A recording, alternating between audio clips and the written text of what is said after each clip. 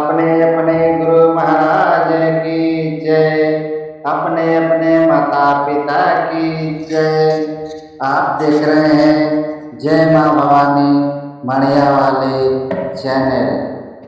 इस चैनल में आप सब लोग भक्तों का हार्दिक स्वागत है। इस चैनल में आज हम लेकर आए हैं श्रीमद् भागवत महात्म्य का दूसरा अध्याय, जिसमें कि विषय है भक्ति का दुख दूर करने के लिए नारद जी का उद्योग। तो चलिए भक्ति का दुख किस प्रकार से दूर होता है और नारद जी किस प्रकार से प्रयत्न करते हैं जो कि भक्ति का दुख दूर हो जाए। तो चलिए विशेष न जाकर, वीडियो लंबा है इसलिए हम अब कथा की ओर चलते हैं। तो सुनिए आप लोग। श्री नारद जी ने कहा, वाले तुम व्यर्थ ही अपने को क्यों खेद में डाल रहे हो? अरे तुम इतनी चिंतातुर क्यों हो? भगवान श्री कृष्ण के चरण कमलों का चिंतन करो, उनकी कृपा से तुम्हारा सारा दुख दूर हो जाएगा। जिन्होंने कौरवों के अत्याचार से द्रौपदी की रक्षा की थी और गोप सुंदरियों का सनाथ किया था, वे श्री कृष्ण कहे चले घोड़े ही गए हैं। वे श्री कृष्ण कहे चले थोड़े ही गए हैं, फिर तुम तो भक्ति हो और सदा उन्हें प्राणों से भी प्यारे हो। तुम्हारे बुलाने पर तो भगवान नीचों के घरों में भी चले जाते हैं। सत्य, त्रेता और द्वापर, इन तीनों युगों में ज्ञान और वैराग्य मुक्ति के साधन थे, किंतु कलयुग में तो केवल भक्ति ही ब्रह्म सायुज्य यानी कि मोक्ष की प्राप्ति कराने वाली है। यह सोचकर ही परमानंद चिंत मूर्ति ज्ञान स्वरूप श्री हरि ने अपने सत्य स्वरूप से तुम्हें रचा है। तुम साक्षात श्री कृष्णचंद्र की प्रिया और परम सुंदरी हो। एक बार जब तुमने हाथ जोड़कर पूछा था कि मैं क्या करूं, तब भगवान ने तुम्हें यही आज्ञा दी थी कि मेरे भक्तों का पोषण करो। तुमने भगवान की यह आज्ञा स्वीकार कर ली। इससे तुम पर श्री हरि बहुत प्रसन्न हुए और तुम्हारी सेवा करने के लिए मुक्ति को तुम्हें दासी के रूप में दे दिया और इन ज्ञान वैराग्य को पुत्रों के रूप में। तुम अपने साक्षात स्वरूप से वैकुंठ धाम में ही भक्तों का पोषण करती हो। भूलोक में तो तुमने उनकी पुष्टि के लिए केवल छाया रूप धारण कर रखा है। तब तुम मुक्ति, ज्ञान और वैराग्य को साथ लिए पृथ्वी तल पर आई और सत्य युग से द्वापर पर्यंत बड़े आनंद से रहे। कलयुग में तुम्हारे दासी मुक्ति पाखंड रूप रोग से पीड़ित होकर छीड़ होने लगे थे, इसलिए वह तो तुरंत ही तुम्हारी आज्ञा से वैकुंठ लोक को चली गई। इस लोक में तुम्हारे स्मरण करने से ही वह आती है और फिर चली जाती है, किंतु इन ज्ञान वैराग्य को तुमने पुत्र मानकर अपने ही पास रख छोड़ा है। फिर भी कलयुग में इनकी उपेक्षा होने के कारण तुम्हारे ये पुत्र उत्साहहीन और वृद्ध हो गए हैं। फिर भी तुम चिंता न करो, मैं इनके नवजीवन का उपाय सोचता हूँ। सम्मुखी कलि के समान कोई भी युग नहीं है। इस युग में मैं तुम्हें घर घर में प्रत्येक पुरुष के हृदय में स्थापित कर दूंगा। देखो अन्य सब धर्मों को दबाकर और भक्ति विषय महोत्सवों को आगे रखकर यदि मैंने लोक में तुम्हारा प्रचार न किया तो मैं श्री हरि का दास नहीं। इस कलयुग में जो जीव तुमसे युक्त होंगे वे पापी होने पर भी बेकट के भगवान श्री कृष्ण के अभय धाम को प्राप्त होंगे। जिनके हृदय में निरंतर प्रेम रूपी भक्ति निवास करती है वो सुधांत कर्म पुरुष स्वप्न में भी यमराज को नहीं देखते। जिनके हृदय में भक्ति महारानी का निवास है उन्हें प्रेत, पिशाच, राक्षस या दैत्य आदि स्पर्श करने में भी समर्थ नहीं हो सकते। भगवान तप, विद्या, ध्यान, ज्ञान और कर्म आदि किसी भी साधन से वश में नहीं किए जा सकते। वे केवल भक्ति से ही वशीभूत होते हैं। इसमें श्री गोपीजन प्रमाण है।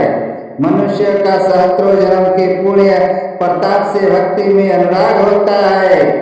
कलियुग में केवल भक्ति ही सार है। भक्ति से तो साक्षात श्री कृष्णचंद्र सामने उपस्थित हो जाते हैं। जो लोग भक्ति से द्रोह करते हैं वे तीनों लोकों में दुख ही दुख पाते हैं। पूर्व काल में भक्त का तिरस्कार करने वाले दुर्वासा ऋषि को बड़ा कष्ट उठाना पड़ा था।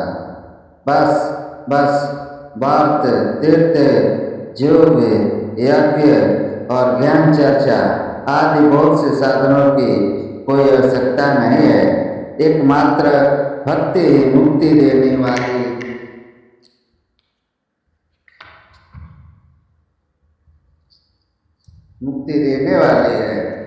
सूत जी कहते हैं इस प्रकार नारद जी के निर्णय किए हुए अपने महात्म्य को सुनकर भक्ति के सारे अंग पुष्ट हो गए और वे उनसे कहने लगे। भक्ति ने कहा, नारद जी आप धन्य हैं, आपकी मुझ में निश्चल प्रीति है। मैं सदा आपके हृदय में रहूंगी, कभी आपको छोड़कर नहीं जाऊंगी। साधो आप बड़े कृपालु हैं। आपने क्षण भर में ही मेरा सारा दुख दूर कर दिया, किंतु अभी मेरे पुत्रों में चेतना नहीं आई है। आप इन्हें शीघ्र ही सचेत कर दीजिए, जगा दीजिए। सूत जी कहते हैं भक्ति के ये वचन सुनकर नारद जी को बड़ी करुणा आई और वे उन्हें हाथ से हिला डुला कर जगाने लगे। फिर उनके कान के पास मुंह लगाकर जोर से कहा, ओ ज्ञान जल्दी जाग पड़ो, ओ वैराग्य जल्दी जाग पड़ो। फिर उन्होंने वेद ध्वनि, वेदांत घोष और बार बार गीता पाठ करके उन्हें जगाया। इसे वे जैसे तैसे बहुत ही जोर लगाकर उठे, किंतु आलस्य के कारण वे दोनों जम्भाई लेते रहे। नेत्र उघाड़ कर देख भी नहीं सके। उनके बाल बगलों की तरह सफेद हो गए थे। उनके अंग प्राय सूखे काठ के समान निस्तेज और कठोर हो गए थे। इस प्रकार भूख प्यास के मारे अत्यंत दुर्बल होने के कारण उन्हें फिर सोते देख नारद जी को बड़ी चिंता हुई और वे सोचने लगे, अब मुझे क्या करना चाहिए। इनकी यह नींद और इससे भी बढ़कर इनकी वृद्धावस्था कैसे दूर हो। सौनक जी इस प्रकार चिंता करते करते वे भगवान का स्मरण करने लगे। उसी समय यह आकाशवाणी हुई कि मुने खेद मत करो, तुम्हारा यह उद्योग निसंदेह सफल होगा। देवर्षि इसके लिए तुम एक सत्कर्म करो, वह कर्म तुम्हें संत शिरोमणि महानुभाव बताएंगे। उस सत्कर्म का अनुष्ठान करते ही क्षण भर में उनकी नींद और वृद्धावस्था चली जाएगी तथा सर्वत्र भक्ति का प्रसार होगा।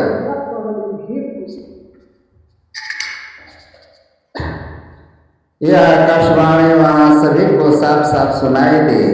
इससे नारद जी को बड़ा विस्मय हुआ और वे कहने लगे, मुझे तो इसका कुछ आशय समझ में नहीं आया।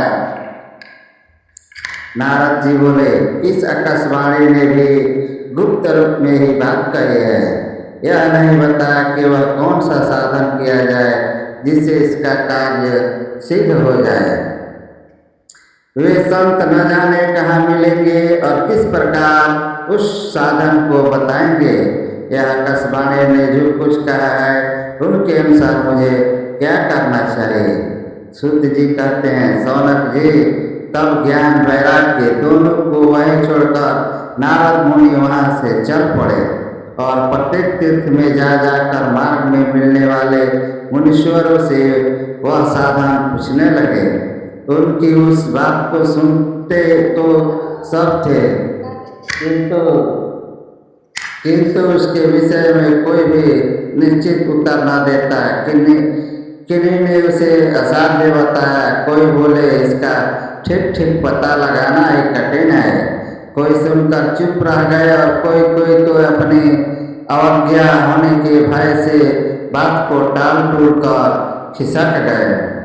त्रिलोकी में महान आश्चर्यजनक हाहाकार मच गया। लोग आपस में कानाफूसी करने लगे। भाई, जब वेद ध्वनि, वेदांत घोष और बार बार गीता पाठ सुनाने पर भी भक्ति, ज्ञान और वैराग्य ये तीनों नहीं जगाए जा सके, तब और कोई उपाय नहीं है। स्वयं जोगी राज नारद को भी जिसका ज्ञान नहीं है उसे दूसरे संसारी लोग कैसे बता सकते हैं। इस प्रकार जिन जिन ऋषियों से इसके विषय में पूछा गया उन्होंने निर्णय करके यही कहा कि यह बात दुसाध्य ही है। तब नारद जी बहुत चिंतातुर हुए और बद्री वन में आए। ज्ञान वैराग्य को जगाने के लिए वहाँ उन्होंने यह निश्चय किया कि मैं तप करूँगा। इसी समय उन्हें अपने सामने करोड़ों सूर्यों के समान तेजस्वी सनकादि मुनीश्वर दिखाई दिए। उन्हें देखकर वे मुनि श्रेष्ठ कहने लगे। नारद जी ने कहा, महात्माओं, इस समय बड़े बड़े भाग्य से मेरा आप लोगों के साथ समागम हुआ है। आप मुझ पर कृपा करके शीघ्र ही वह साधन बताइए। आप सभी लोग बड़े जोगी, बुद्धिमान और विद्वान हैं। आप देखने में 5-5 वर्ष के बालक से जान पड़ते हैं, किंतु है पूर्वजों के भी पूर्वज।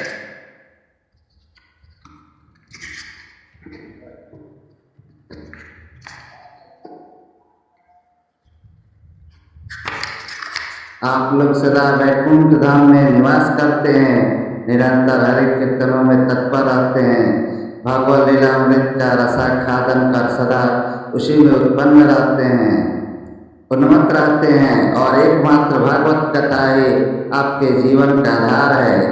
हरि शरणम, भगवान ही हमारे रक्षक है। यह वाक्य, यह मंत्र सर्वदा आपके मुख में रहता है। इसी से काल प्रेरित वृद्धावस्था भी आपको बाधा नहीं पहुंचाती।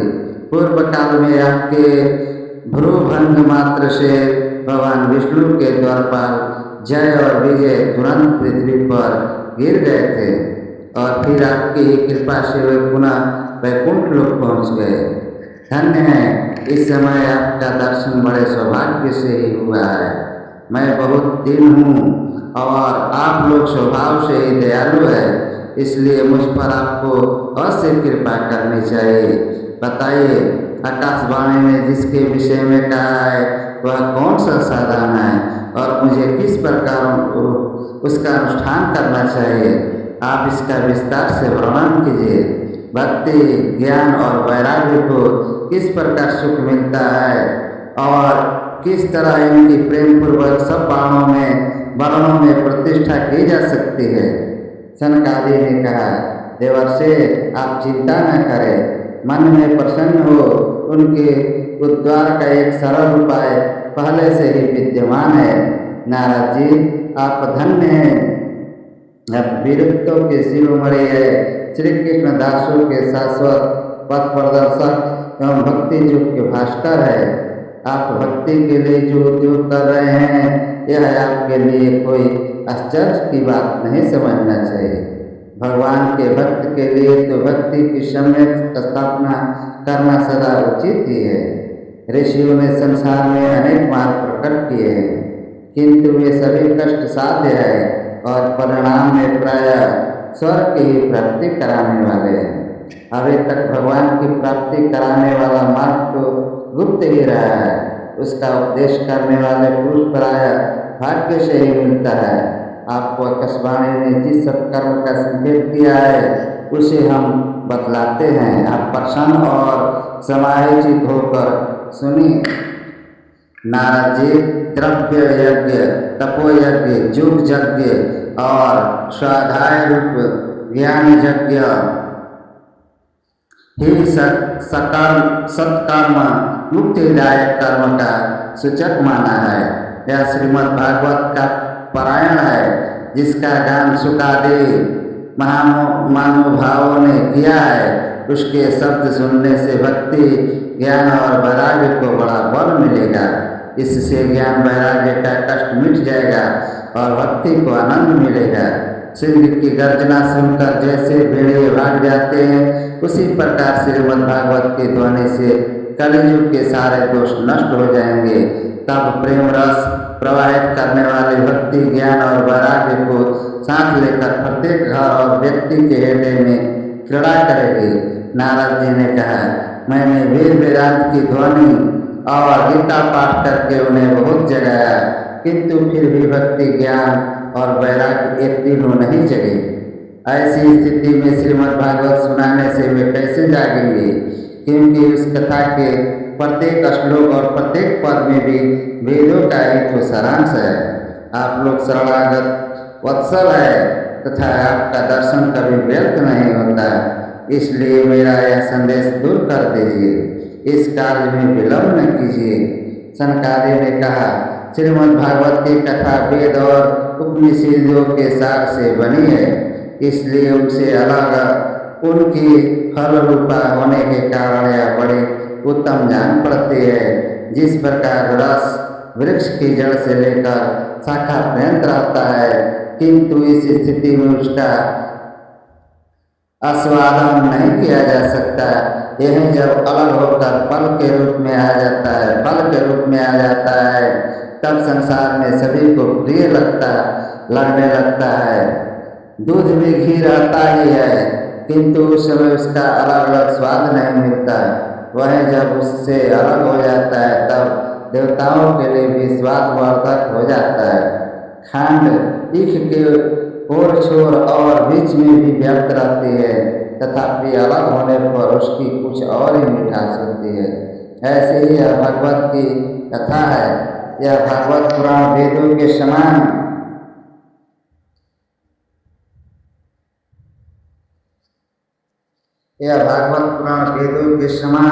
श्री व्यासदेव ने इसे भक्ति, ज्ञान और वैराग्य की स्थापना के लिए प्रकाशित किया है। पूर्व काल में जिस समय वेद वेदांत के पारगामी और गीता की भी रचना करने वाले भगवान व्यासदेव खिन्न होकर अज्ञान समुद्र में गोते खा रहे थे, उस समय अपने ही उन्हें 4 श्लोकों में इसका उपदेश किया था। उसे सुनते ही उनकी सारी चिंता दूर हो गई थी।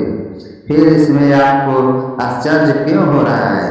जो आप हमसे प्रश्न कर रहे हैं, आपको उन्हें सुख और दुख का विनाश करने वाला श्रीमद् भागवत पुराण ही सुनाना चाहिए। नारद जी ने कहा, महानुभावों, आपका दर्शन जीव के संपूर्ण पापों को तत्काल नष्ट कर देता है और जो संसार दुख स्वरूप दवानल से तपे हुए हैं, उन पर शीघ्र ही शांति की वर्षा करता है। आप निरंतर शेष जी के सहस्त्र मूलों से गाए हुए भागवत कथा अमृत का ही पान करते रहते हैं। मैं प्रेम लक्षणा भक्ति का प्रकाश करने के उद्देश्य से आपकी शरण लेता हूँ। जब अनेकों जन्मों के संचित पुण्य पुंज का उदय होने से मनुष्य को सत्संग मिलता है, तब वह उसके अज्ञान जनित मोह और मधुर अंधकार का नाश करके विवेक उदय होता है। इस प्रकार श्रीमद्भागवत महात्म्य में द्वितीय अध्याय संपूर्ण हुआ। तो प्रेम से बोलिए विष्णु भगवान की जय, माँ शेरा वाली की जय, देव के देव महादेव की जय, विष्णु भगवान की जय, लक्ष्मी माता की जय। अगर वीडियो पसंद आया होगा तो आप लोग लाइक